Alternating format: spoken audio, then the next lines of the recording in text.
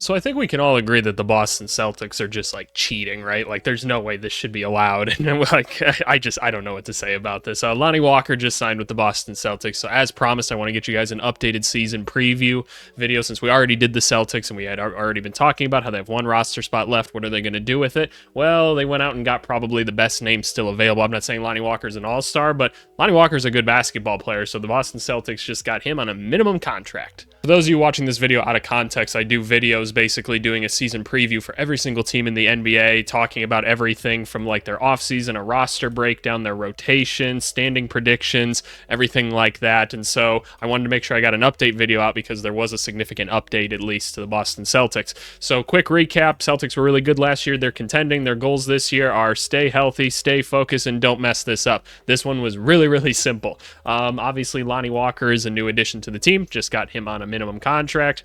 Exciting stuff. I just realized I'm supposed to put Lonnie Walker there and not there. That makes a lot more sense. That's much better. Let's look at the actual roster breakdown now. So Lonnie Walker comes in here at his veteran minimum, which is about $2.5 million.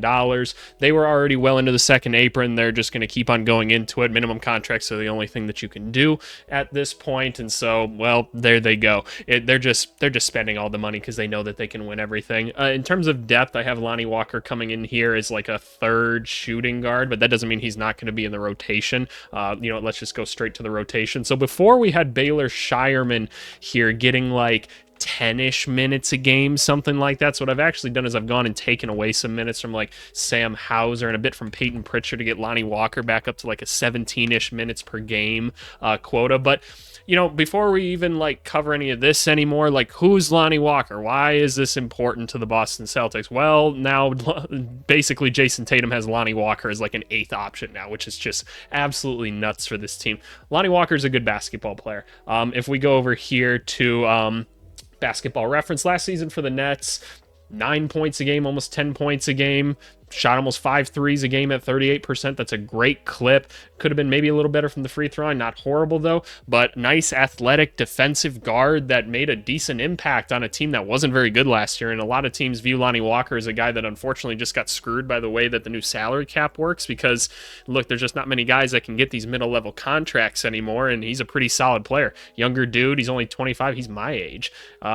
He's just a little bit younger than me. Just a very... Actually, no, wait. He's older than me. He's older than me by 2 months. Oh, well, geez. So that tells you a lot, man. Younger dude, came into the league not that long ago and was a pretty impact player for San Antonio before getting moved. And like, this is a dude that can score double digits in the NBA and be a good defender. This is a 3-and-D guy to just continue to add to this crazy depth chart that they have of already the Brown, Tatum, White, Drew Holiday, the Sam Hausers. Baylor Shireman was added to the team. Jordan Walsh is probably getting better, right? Throw Lonnie Walker in there, and like I said, I truly think that this is a guy that's going to be a quality rotation player for them, and honestly could give Sam Hauser a run for his money. Sam Hauser is such a good shooter that it's going to be hard to take a ton of minutes from him, but Lonnie Walker brings a level of athleticism and defense that this team just feeds off of, right? So what other things do we need to know about Lonnie Walker? You look at some of his like lineup numbers, and like let's even start with his on-off numbers. For the Nets last year, which you guys remember, the Nets were not very good.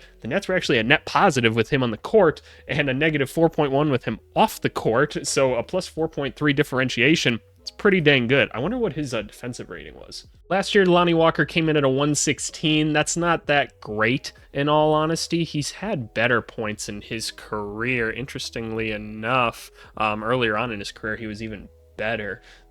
That's actually really interesting. I actually would have figured it would have been a little bit higher than that. But overall, athletic dude that can stay in front of people. Not all that concerned at the end of the day. Let's go check out some of his like shooting splits as well. So these are Lonnie Walker's shooting numbers, and more so his like shooting splits and heat map here. You see a lot of work on the perimeter here on the wings, which is what you want to see. And he's hitting from an above average clip in terms of like field goal percentage compared to other people of his position in the NBA. So you're getting a guy that's going to be operational from outside the arc, and a guy that you can tell, likes to get inside the arc. Just the fact that he's getting that many shots down there tells you he's capable of continuing that drive and kick that they can do.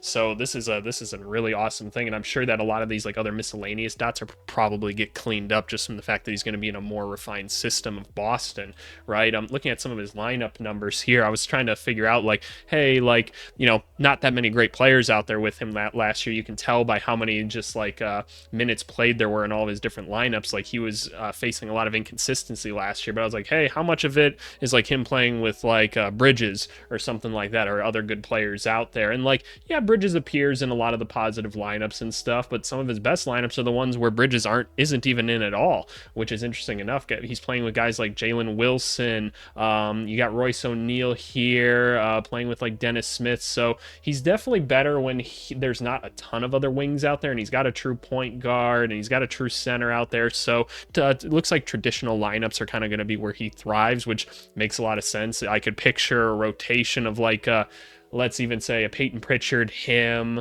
like a Jaylen Brown, maybe even throw a Sam Hauser out there as well, something like that with like a Porzingis. I think like that could be like an interesting little lineup, just throw a little bit of differentiation out there, and then you have a lot of dynamicness to the offense. So I don't know, man. I just wanted to talk about this one real quick because I thought it was important to talk about. Like this is just a steal and a half, man. Like how did we let the Celtics do this? I don't understand.